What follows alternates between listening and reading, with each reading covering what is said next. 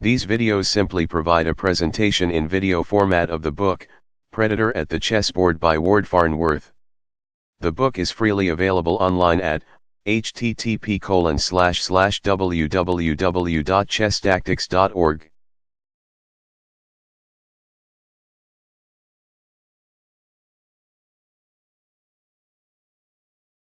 Black to move. What is the best move?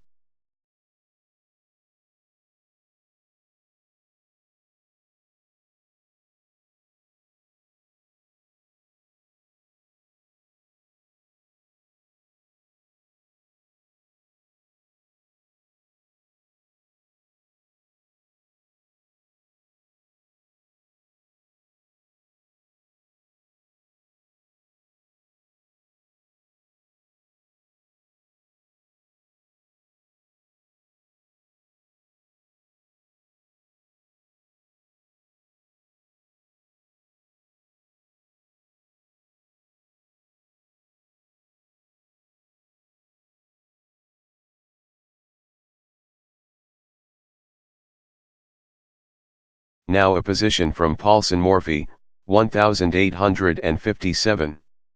The mating idea for black is not obvious. White's king seems secure, does it not? That is what makes Morphy's play of it astounding. He begins with 1. Queen takes bishop, a quite expensive sacrifice to force open the white king's pawn cover. The arrival of the queen on f3 creates a variety of eventual mate threats, so of course white takes it with 2. Pawn from g2 takes queen. Black's immediately follow-up is obvious enough, sees the now open g-file with his rook by playing 2. Rook moves to g6, check. Forcing 3. King moves to h1. At this point you might be a little puzzled, where is black's light squared bishop? It isn't posted on the long diagonal, and moving the c6 pawn forward to make room for it will lose too much time. Morphy's solution to this problem was 3. Bishop moves to h3. That brings us to the next frame.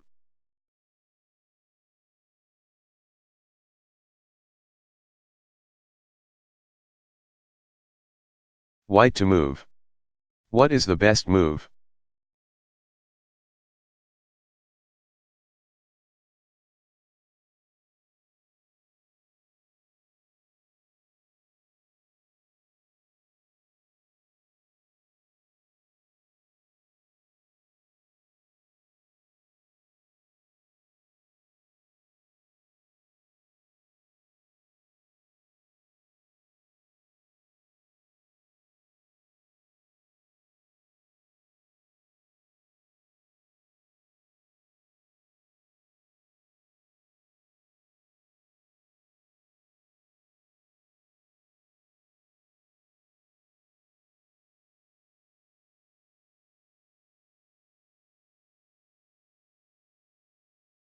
Now black is threatening to play the same move we saw Pillsbury use to transfer his bishop from the h-file to the f-file.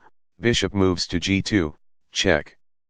Then after white plays king moves to g1, he is hit with the discovered mate bishop takes at f3. In return for his queen sacrifice, black has established this very strong threat, but since his last move was not a check, white has a chance to put up a defense. Things get a little complicated here.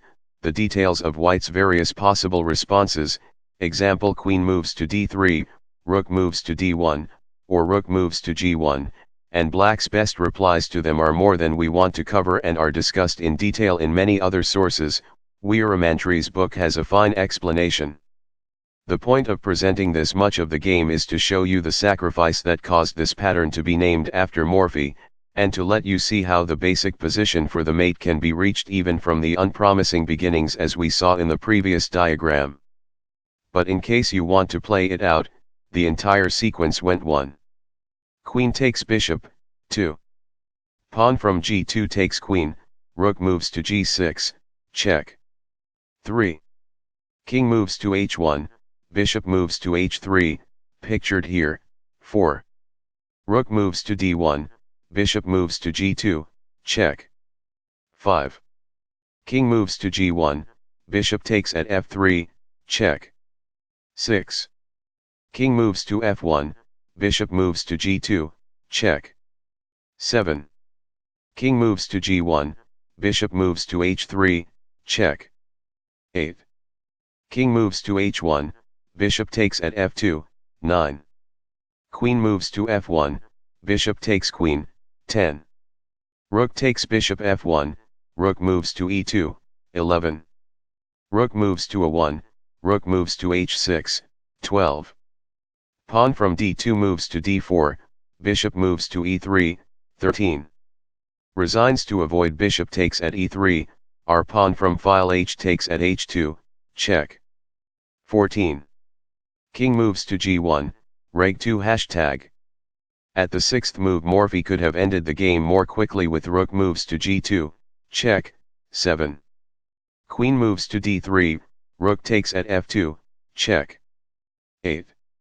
King moves to g1, rook moves to g2, check. 9. King moves to f1, rook moves to g1, checkmate.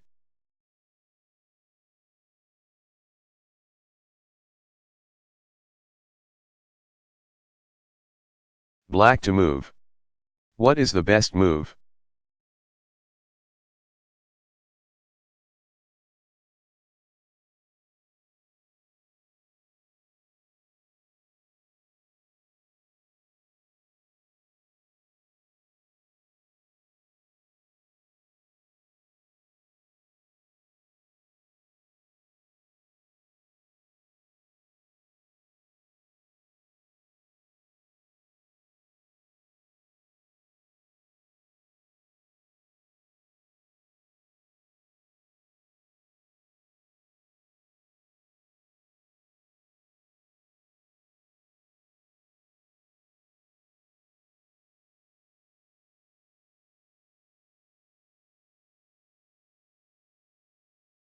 Greco's mate. Greco's mate makes use of ideas similar to those just seen, but executes them on a different diagonal and file pair. You use the king's bishop, i.e., the light squared bishop if you are playing the white pieces, to put pressure on g8 rather than h8, then you use a queen or rook to seal off the h-file and leave the castled king nowhere to go, resulting in the checkmate we observe in skeletal form to the left. Notice the similarity in structure to Morphy's mate. There the g-file was sealed off by a rook or queen, here it's the h-file. There the long diagonal leading to h8 was dominated by a bishop, here it's the diagonal leading to g8. The general idea of trapping the king with coordinated diagonal and vertical pressure is the same, though in this case the sacrifices typically needed to open the needed file look a little different.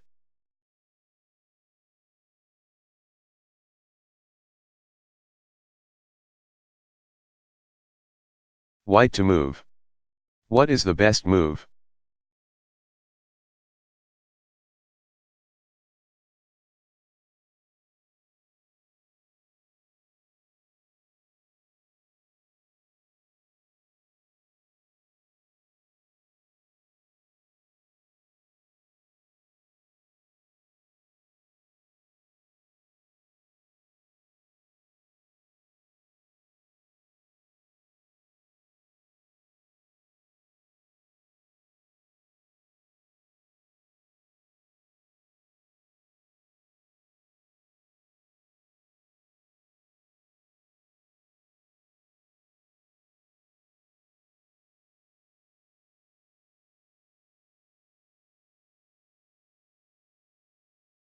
The challenge in using Greco's mate, as with the others, is to get the needed lines open. Here white has a bishop trained on g8 and realizes he could mate by adding pressure down the h-file. How to get the file open? By requiring black's h7 pawn to capture. It doesn't protect anything that white can take, but it does guard a square from which white can give check. He plays knight moves to g6, check. And the reply pawn from h7 takes knight is forced. Now rook moves to h1 mates by adding the familiar pressure down the h-file. Knight sacrifices to open the h-file are a common feature of Greco's mate.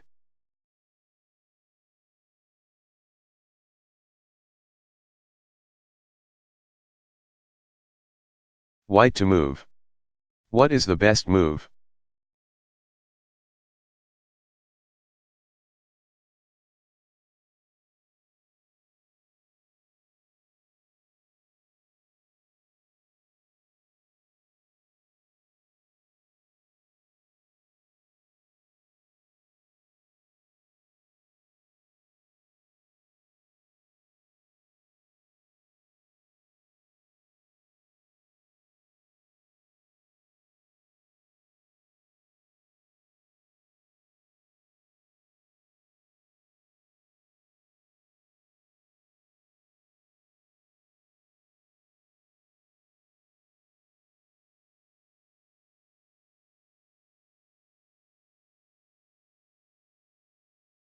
Again, white's bishop already has a clear path to g8, so white seeks a way to open the h-file, this time for the benefit of his queen. If he takes the h-pawn with his knight, black is not in immediate danger and can play rook takes bishop.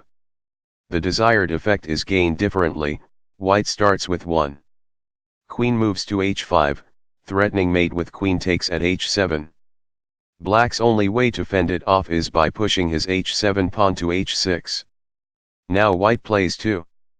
Queen moves to g6, occupying the hole left by the advance of black's pawn and still threatening to mate on h7. Black has nothing but pawn from h6 takes knight, which leaves the h-file entirely open. White's queen has lost the cover that the knight threatened to supply, but no longer needs it. Queen moves to h5, checkmate. Is mate. Again a knight helps open the needed file. The little back and forth movement of white's queen is a useful tool, worth examining until it's familiar. Notice that now we have 2 techniques for prying open the king's pawn cover. One was to put a threatening piece on a square where one of the pawns was obliged to make a capture, the other, here, was to make a mate threat, most classically with a queen, against a square where one of the pawns sits. Often a pawn so targeted will step forward to gain some protection from its fellows, creating a hole where your queen can go. The general theme is one we have seen many times before. Mate threats are a common way to force the pawns in front of the king to move, thus opening lines you can use for other purposes.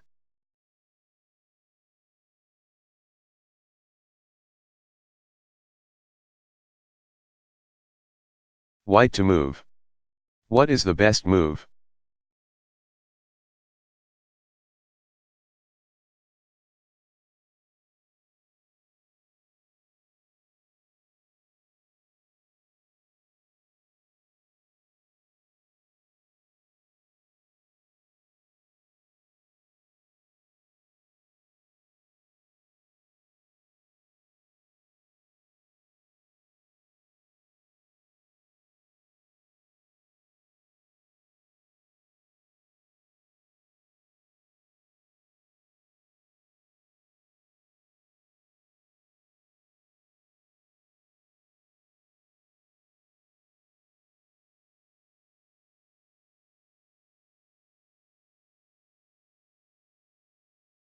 The pleasing solution to the position pictured here was published by Gioacchino Greco in 1619.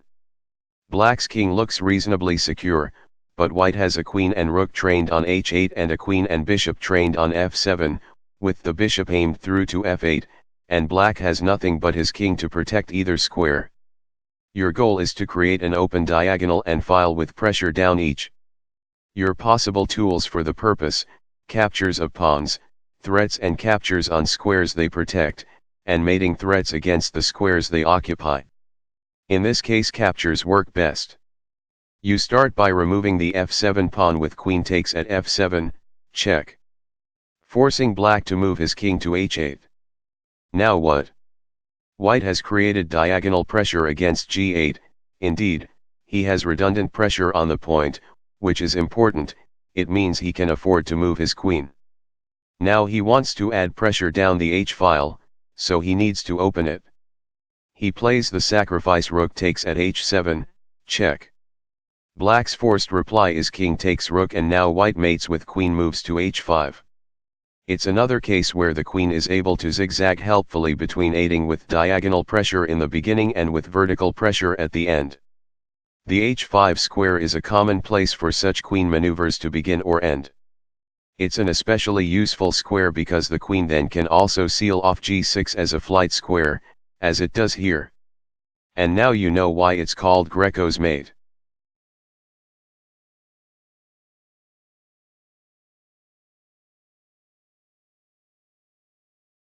White to move. What is the best move?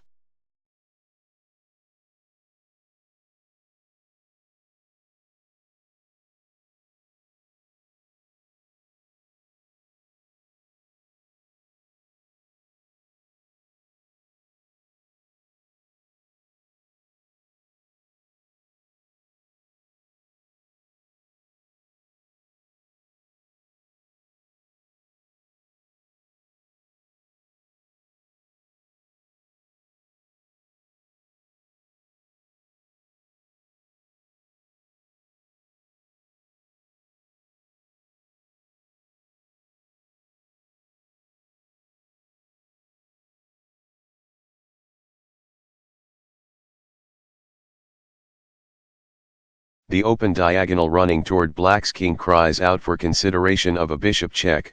One bishop moves to c4, check. What are black's options in reply? A. He can capture the bishop with his queen, which is then lost to rook takes queen. An ugly outcome for black, but it turns out to be the best he can do. B. Black can move his king to h8. Now you should see that you have half of Greco's mate in place. If the h-file were opened, white could mate there with his queen. White's only resource for opening the line is his knight, which can't give check but it can threaten mate, suggesting an idea we saw in skeletal form a moment ago. 2 knight moves to g5 threatens queen moves to h7, checkmate. And so forces pawn from h7 moves to h6, now white plays 3. Queen moves to g6, moving his queen into the hole created by the advance of the h-pawn. He still is threatening queen moves to h7, checkmate. Black extinguishes that idea with pawn from h6 takes knight, but then white moves his queen over and back to h5 and mates there. It's a nice little study in the art of opening a file. C. Black might instead reply to bishop moves to c4 by interposing his rook at f7. In that case white plays queen takes rook, check.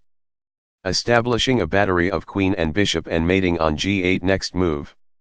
Since white's capture gives check, black has no time to strengthen his back rank, say, by moving his knight out of the way of the rook on a8.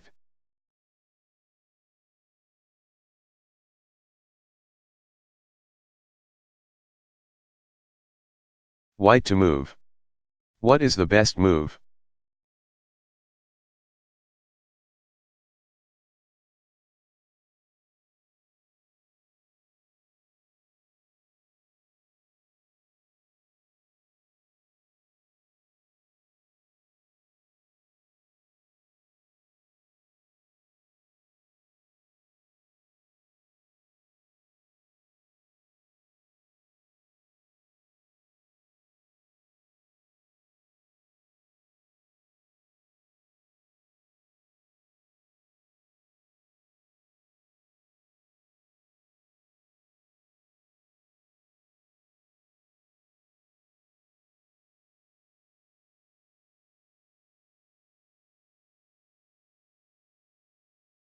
Black's castled position is intact, but observe that white has 3 pieces trained on f7, an underdefended square next to black's king. It ought to be possible for white to translate this coordinated firepower into at least some material gain, but how? The natural way to start is by opening a line, so white starts by removing the f-pawn with check. One bishop takes at f7, check. If nothing else, this begins to set up Greco's mate by attacking g8. Black has 2 choices, take white's bishop or move his king to h8. A. If he plays rook takes bishop, white takes advantage of the multiple pieces he has focused on the square by playing 2. Queen takes rook, check. Black's king is forced to h8, and now white has a simple back rank mate with queen moves to e8. Black can interpose his bishop at f8, but it's futile. B. If black replies to bishop takes at f7 by playing his king to h8, half of Greco's mate is in place. And white has a knight he can use to force open the h-file with the standard 2. Knight moves to g6, check. But then how will he take advantage? With his queen, of course. After black plays pawn from h7 takes knight, white has 3. Queen moves to h3, checkmate. It's important to remember that despite being way over on b3, the queen is ready to participate in an attack down the h-file on a moment's notice. Notice that both variations are further examples of a queen alternating between diagonal and vertical roles, a useful possibility to master. This position also illustrates another point you want to learn by studying combinations and mating patterns, how to sense when your accumulation of coordinated force against a point has become lopsided enough that it is likely to yield material, even if you have not yet worked out the details. At the outset white has 3 pieces directed against the black king's position, and black doesn't have comparable defensive resources. This should cause you to search avidly for a sacrifice and combination.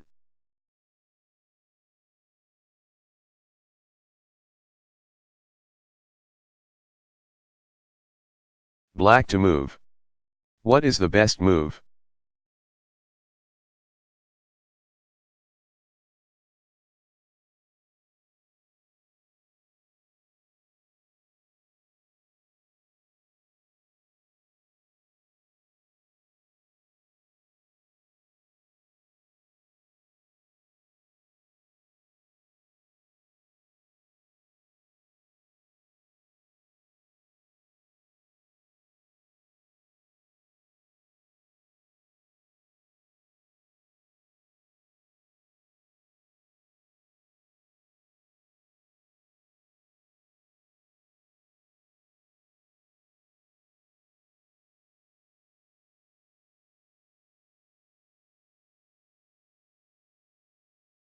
This time White's king is the one that seems quite secure, his castled position is undisturbed. But look at the strength of Black's resources, he has two kernels of discovered attacks arranged against h2. Think about good ways to clear the knight and bishop from the paths of the heavy pieces, ways that allow the unmasking pieces to contribute to a mating attack. It's natural to start with a check, so Black begins with knight moves to e2, check. This forces White's king to h1. Now the way is clear for Black to open the h-file with a sacrifice, queen takes at h2, check. Requiring king takes queen. All that remains is for Black to move his bishop out of the way of his rook, which it needs to do anyway to complete the pattern for Greco's mate, bishop takes at f2, checkmate.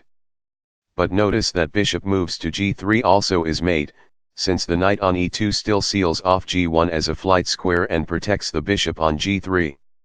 A knight on e2 can be very powerful in mating patterns, we will study some that make more use of it soon.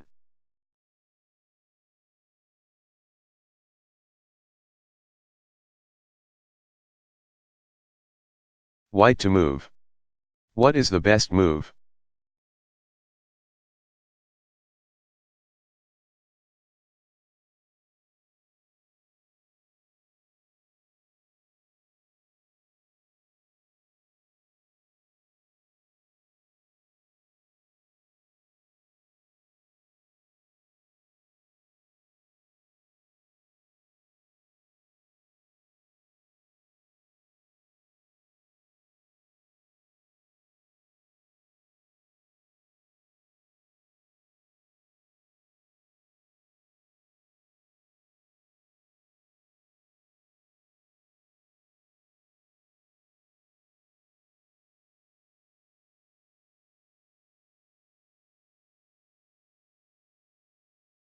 Black has just used his knight to capture your bishop on g3.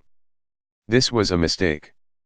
By leaving his knight on g3, Black provides you with a capture you can use to move your own pawn off the h-file and leave your rook with a clear path to h7.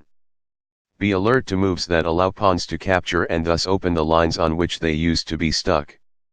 The important thing is to resist immediately recapturing and to consider instead whether you can make something larger out of this opportunity.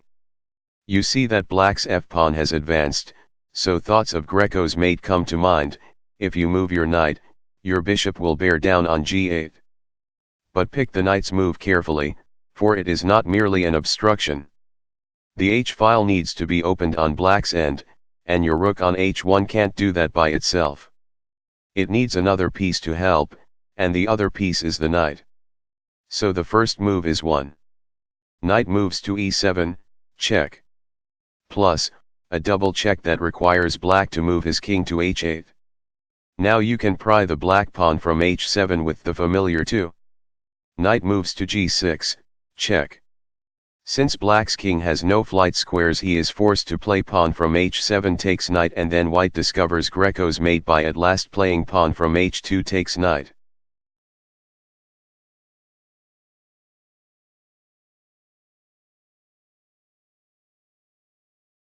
White to move. What is the best move?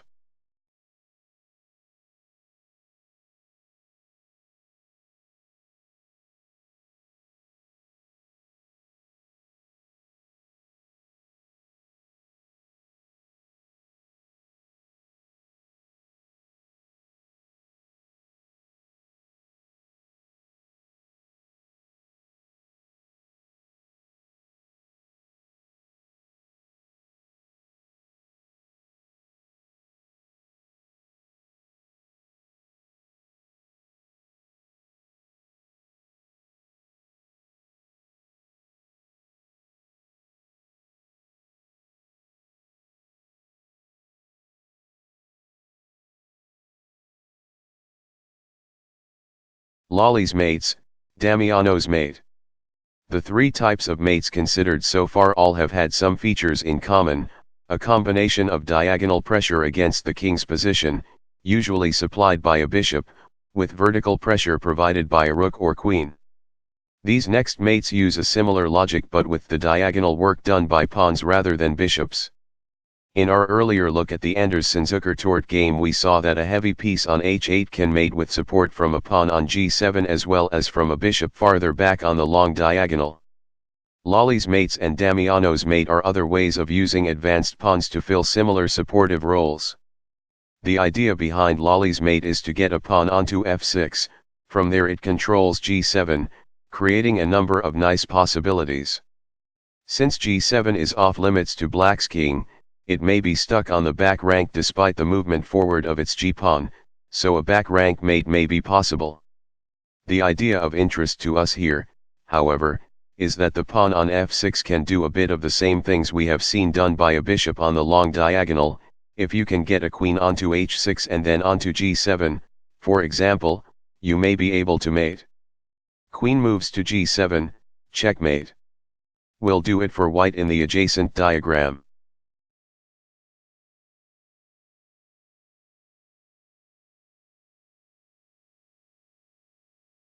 White to move.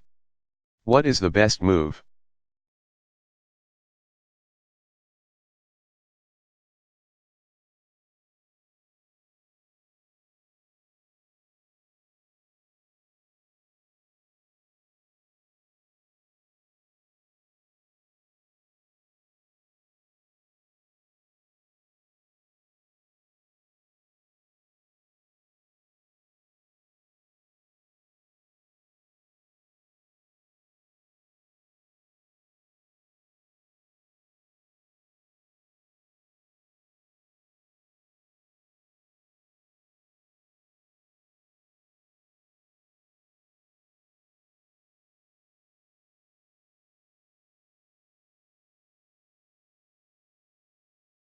The next point to grasp is that the pattern just shown can be forced once you reach the position shown here.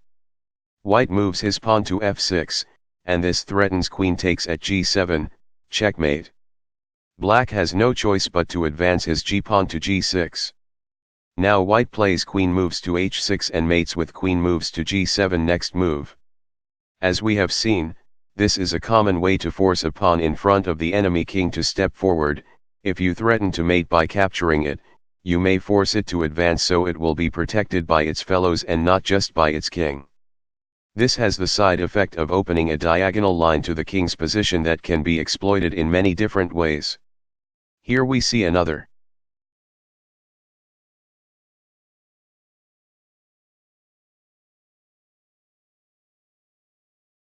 White to move.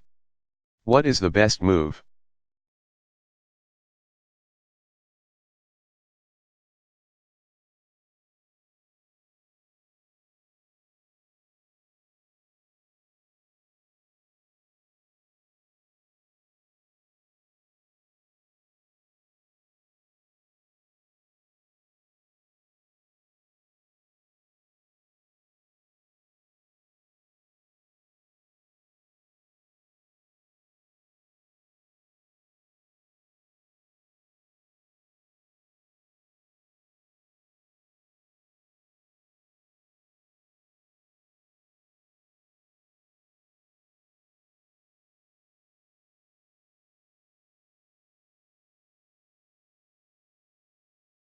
A complication can arise if black has moved his king into the corner, making room for his rook on g8.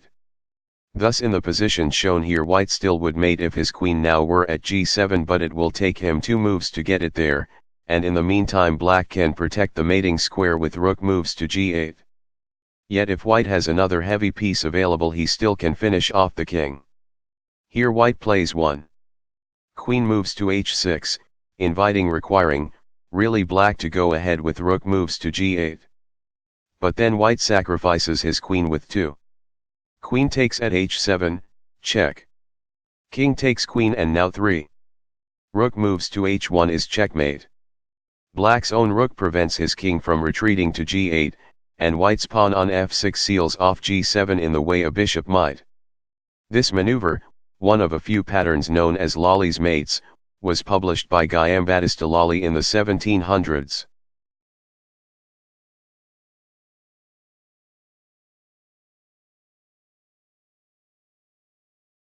White to move. What is the best move?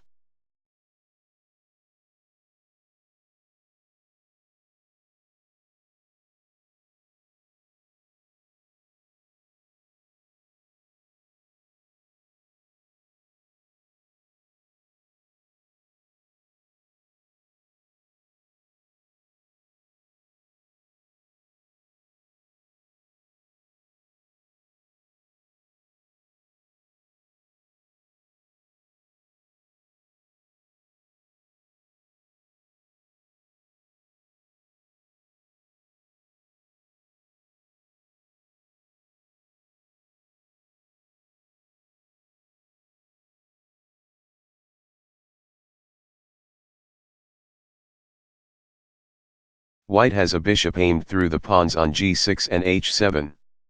On casual inspection the pawns seem to frustrate the bishop's hopes of accomplishing anything, but the appearance is deceiving. The bishop will pin the pawn on g6 if black's king can be brought to h7, and once that pawn is pinned, h5 becomes open for occupation. Here white makes use of this principle by connecting it with Lalli's mate. He sees his pawn on f6 and so looks for the other elements of the pattern. He can get his queen to h6, which will start the pattern we saw in the previous frame. One more asset is needed, a heavy piece on the h-file to deliver mate at the end. White's rook is ready, it can move to h5. Black guards the square with the pawn, but here's where the pinning idea comes in handy. Thus 1. Queen moves to h6, rook moves to g8, 2. Queen takes at h7, check. King takes queen, all familiar, and now rook moves to h5, checkmate. Is made safe by the pin. It's checkmate because black's king can't escape to g8, his own rook now is there, or g7, white seals it off with his pawn. The point of the position is just to see the logic of the pattern. You might as well observe that mate can be delivered here by a different pattern as well. 1 queen moves to h6, rook moves to g8, 2 rook moves to d8, anything, 3 queen moves to g7, checkmate.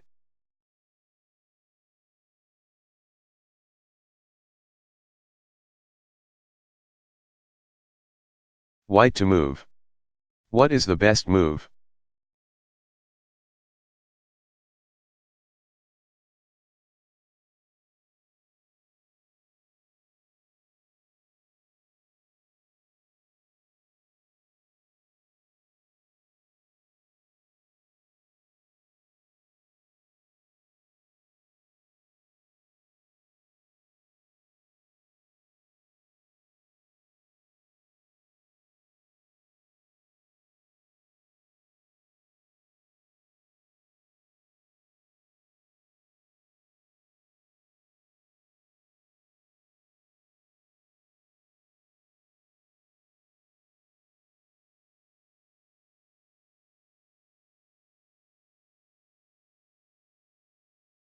White has his queen and f-pawn arranged for Lalli's mate.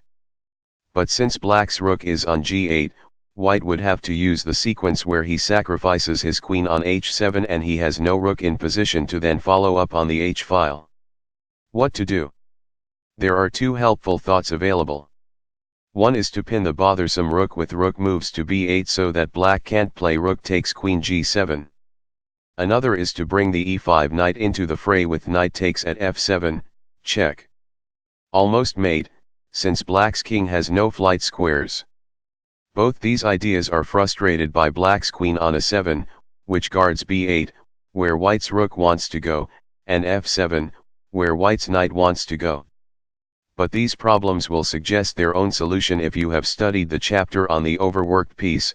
The queen can't defend against both threats, so play one and then the other.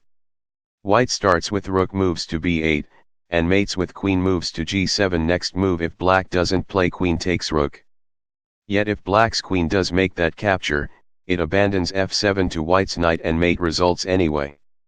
The first lesson of this position is a reminder to think flexibly about how you might substitute for missing ingredients when you work with a mating pattern. As we will see in detail soon, a knight often can do the same work performed by bishops and rooks in the mates studied so far. A second lesson is the importance of combining these basic mating principles with all that you have learned elsewhere about other tactical tools. If you find a mating pattern close to completion but impeded by an enemy piece, consider pinning the piece, consider forking it, consider taking something else it protects, etc. Finally, consider this a study in the value of seeing and taking seriously ideas that don't quite work. If you understand why they don't work, the reasoning may lead you to something that does. Here neither rook moves to b8 nor knight takes at f7 quite works, but once you understand why, you see that together they are too much for black.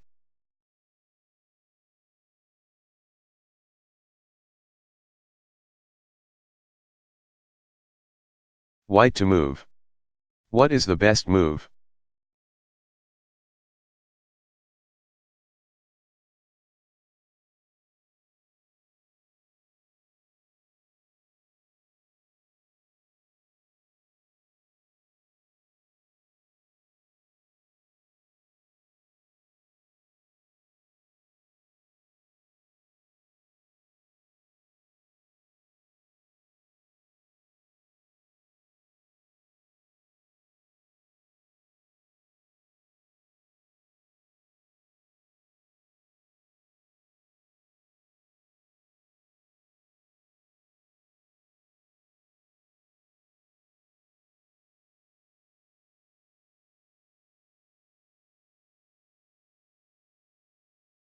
Damiano, like Lolly, has his name associated with a couple of related mating ideas. The most important involves a pawn on g6. Like Lolly's pawn on f6, a pawn on g6 can do valuable work both in supporting an attack by a queen and in cutting off the enemy king's flight squares. Here white can mate with queen moves to h7, see how the g6 pawn both protects the queen against capture and seals off f7. Indeed, the pawn's pressure against h7 and f7 leaves the king trapped on the back rank just as it would be if there were black pawns on those squares.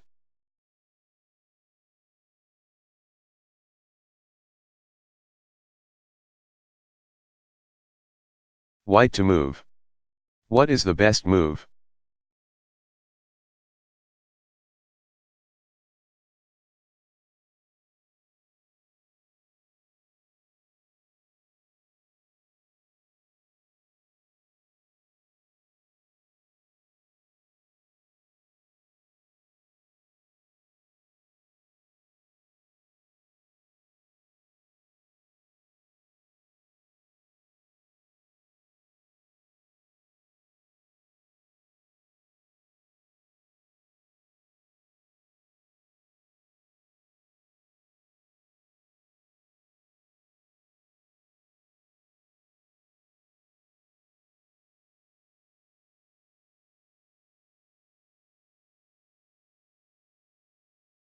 Damiano's mate requires a queen, not just a rook, because in order to inflict mate the final piece has to stand on h7 and attack both h8 and g8.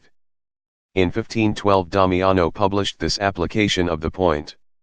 White has a pawn in place on g6, so his challenge is to get his queen to h7 without losing the initiative. He does it by sacrificing the other pieces in the queen's way, the two rooks, and by doing it in each case with check. Thus 1. Rook moves to h8, check. King takes rook, 2. Rook moves to h1, check. King moves to g8, 3. Rook moves to h8, check. King takes rook, 4. Queen moves to h1, check. King moves to g8, 5. Queen moves to h7, checkmate. The position is a memorable study in the use of flush checks to firmly and repeatedly decoy a king onto h8 until it finally can be mated there. It also is the classic illustration of how heavy pieces on the first rank can join in a mating attack on the h-file. The principle has many applications, so let us refer to it as Damiano's Q, a line of pieces on a rank that can be brought over to the same file in succession.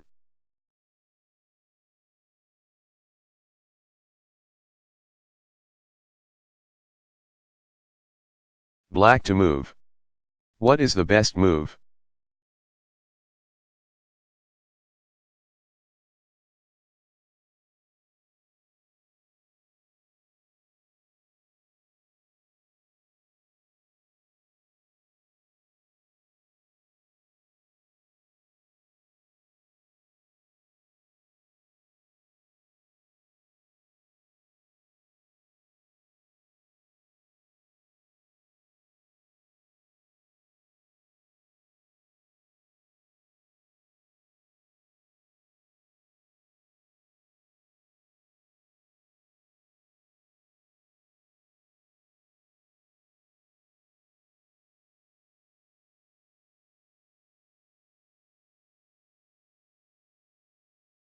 White's king looks peaceful, but the possibility of menace against it lurks just below the surface. A clue is the arrangement of both black's rooks and his queen on the 8th rank Damiano's Q. In this case their potential seems muted because the H-file is clogged with 2 pawns, one from each side. But pawns arranged like this sometimes can be cleared by forcing an exchange on a neighboring square, i.e., G3. Or if you didn't see that, observe the knight fork black can inflict against white's king and queen with 1. Knight moves to G3, check. This invites white to reply pawn from H2 takes knight and then your recapture too. Pawn from H4 takes at G3. That exchange not only leaves the H-file open but also discovers check and leaves a black pawn position to support mate with the queen on H2. Now Damiano's mate plays out easily. 3. Rook moves to H1, check. 4. King takes rook. White's king can't escape to F2 because the black pawn now on G3 guards the square. Rook moves to H8, check. 5. King moves to G1, rook moves to H1, check. 6. King takes rook, queen moves to H8, check. 7. King moves to G1, queen moves to H2, check. At last reaching the desired position, 8. King moves to F1, fleeing, but the king is stuck on the back rank, queen moves to H1, checkmate. If you understand the principle behind Damiano's mate, this position is long but easy once you see how the H-file can be opened. The knight move used to clear the 2 pawns away is useful and worth a close look. But understand that if your opponent is wise he will not play along, he is better off letting your knight take his queen, which at least avoids the forced mate even if it ends the game as a practical matter.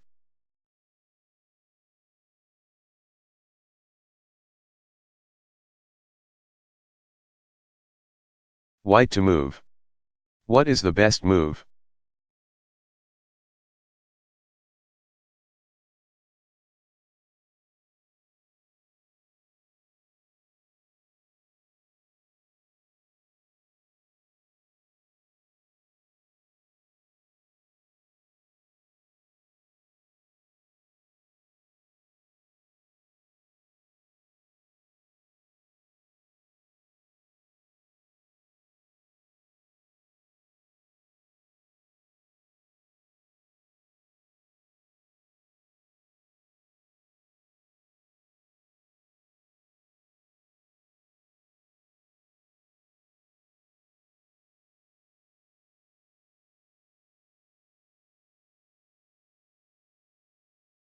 Lolly also was responsible for this position from 1763, which is solved using the idea from Damiano the Q. Take stock of white's mating resources, the bishop on F6, the queen on D2, which can jump to H2 or H6, and the 2 rooks on the first rank, likewise able to get to the H-file quickly. The natural way to begin is 1. Queen moves to H6, as this creates the triangulation associated with Lolly and his mates. Black is required to play queen moves to F8, bringing in a reinforcement for G7.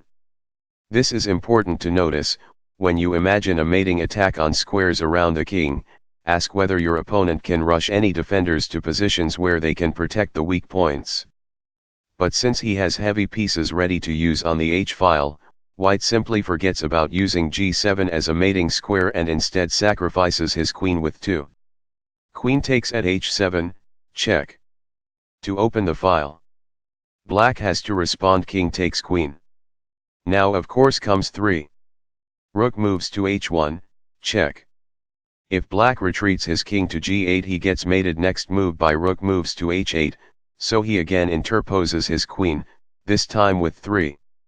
Queen moves to h6. White answers 4. Rook takes queen, check. Less for the sake of taking the queen than to thoroughly expose black's king. Again black is forced to recapture king takes rook. That leaves white to play his last rook over to h1, where it mates. The position shows the great power a bishop can exert on f6. See how it attacks e7, g7, and g5, effectively sealing black's king onto the back rank and the h-file. Rook moves to h1, checkmate. For white thus works almost like a back rank mate turned on its side.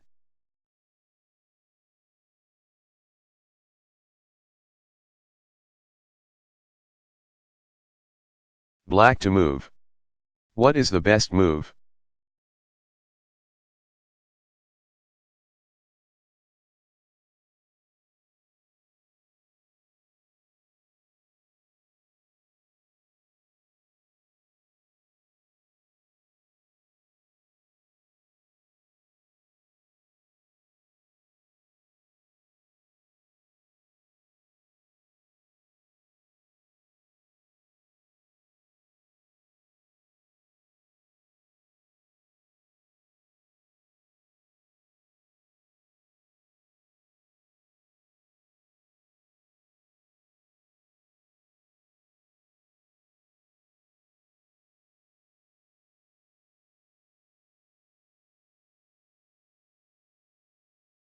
Damiano's mate typically involves a pawn on g6 exerting diagonal pressure against f7 and h7. But a bishop on g6 can do similar work, too, just as a bishop filled the role of Lolly's f6 pawn, and more, in the last study. The most important point about a bishop's strength from g6 is its ability to provide cover for the queen on 2 different squares, h7 and f7. This becomes useful in hunting down a king that tries to wriggle away along the back rank. Thus in the diagram to the left the queen currently has protection from its bishop, black can move his king to f8, but then white has queen takes at f7, checkmate. Again with protection from the bishop.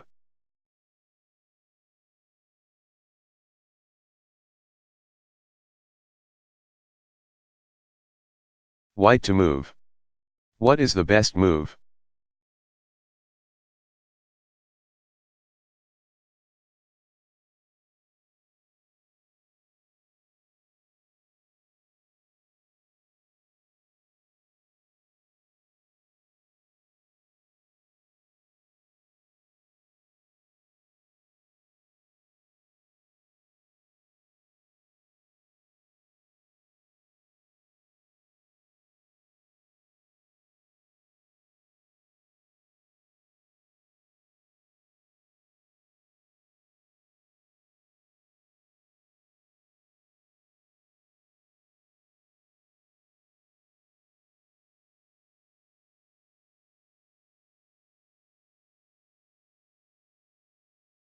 In the previous diagram you can replace the bishop with a pawn on g6 and the principle still holds.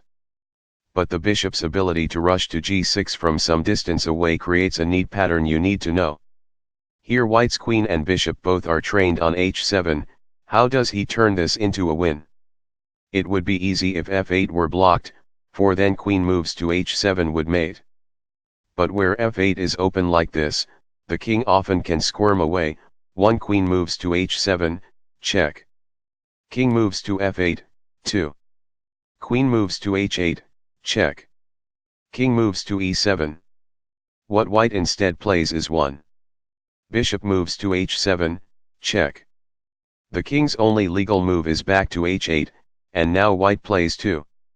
Bishop moves to g6, check. King moves to g8. At first this looks like an odd use of time. White has advanced his bishop and then retreated it, and black also has moved his king back and forth. But there was an important gain from the exercise, moving white's bishop from d3 onto g6, because from there it attacks f7 as well as h7, providing two squares where it can support an attack by its queen. Now white plays queen moves to h7, check, and has created the same position seen in the previous diagram, and mating with queen takes at f7 a move later.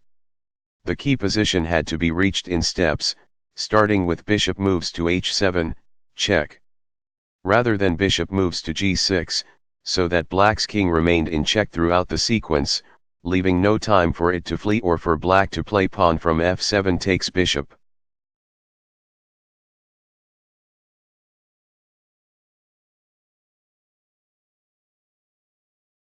White to move. What is the best move?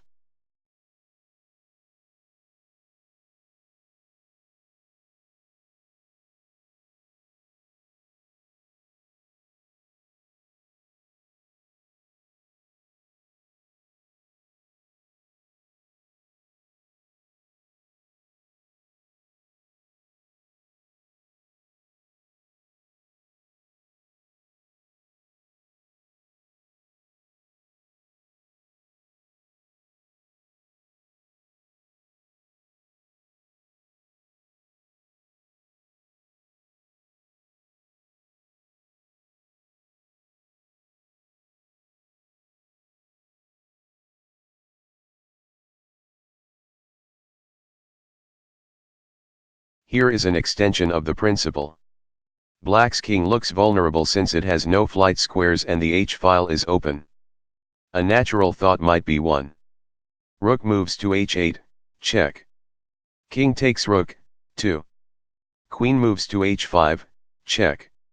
Or queen moves to h1, check, king moves to g8, 3.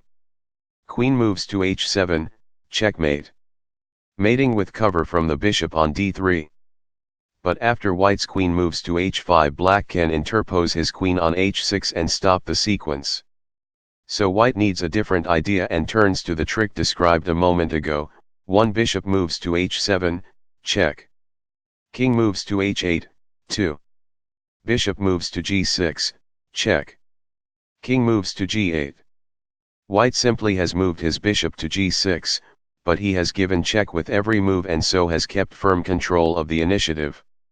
Why is the bishop stronger here than it was on d3? Because now it blocks the path to h6 of the black queen, which no longer can be interposed. The rest of the mate is simple. 3. Rook moves to h8, check. King takes rook, and white has cleared his own rook from the h-file to make way for his queen while also decoying the king onto h8 where it can be checked.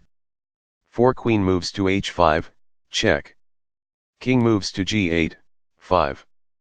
Queen moves to h7, checkmate. Black could have played queen takes bishop in the midst of this if his king hadn't constantly been in check. Now a few afterthoughts. 1. Imagine the same original position but with a black pawn on h7.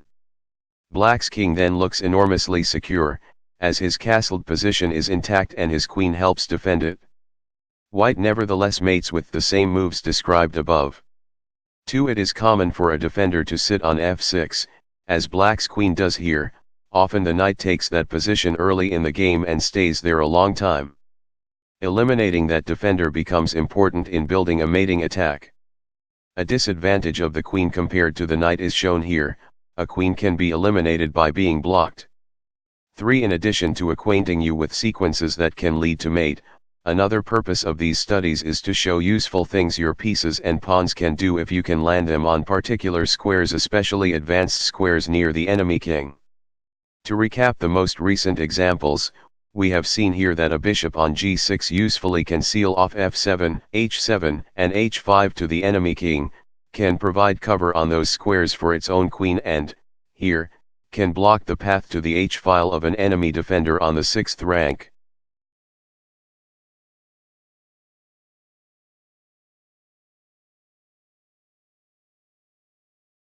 Black to move. What is the best move?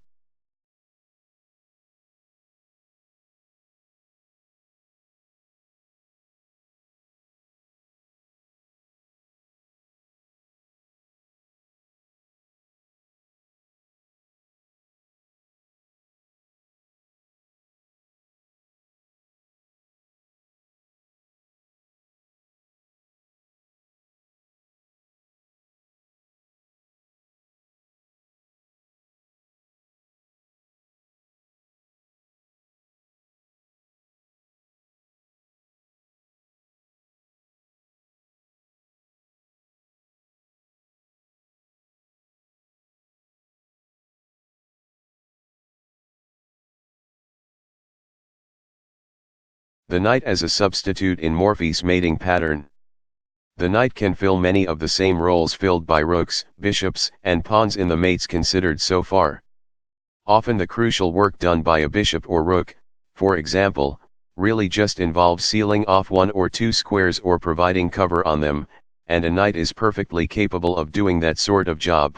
Depending where it sits, it can cover squares either in diagonal relationships or in horizontal or vertical relationships. We saw a moment ago, for example, how a bishop can support a mating attack by providing cover for a queen on both h7 and f7, a useful way to prevent an enemy king from escaping along the back rank. But the knight can do it, too, as the diagram here shows. On g5 a knight performs the same function that a bishop on g6 would. In this case white will mate in a moment with queen takes at f7.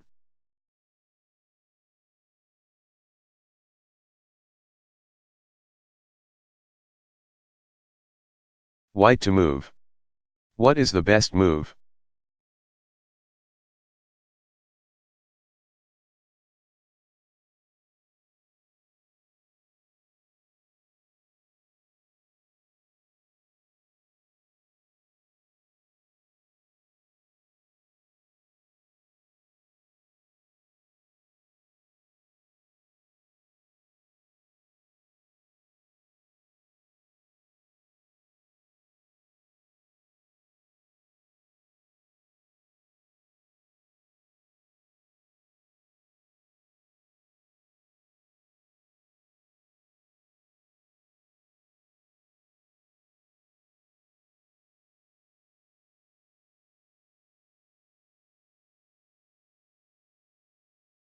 That is one example, there are countless others.